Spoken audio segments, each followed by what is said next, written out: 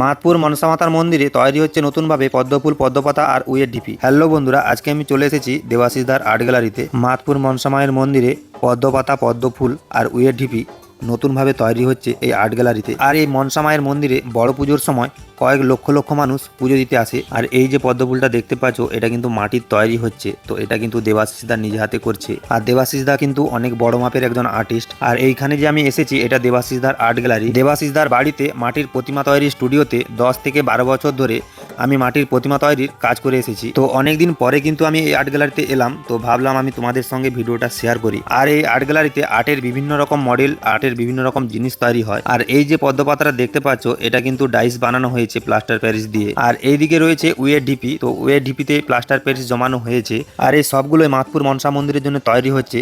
পদ্মপাতা, পদ্মফুল আর উইয়ের ঢিপি এগুলো কিন্তু পেতলের তৈরি হবে। মায়ের এই মন্দিরে আগের যে উইয়ের ঢিপিটা ছিল, সেটা থেকে ছাঁচ করে তারপরে তৈরি হচ্ছে উইয়ের ঢিপিটা।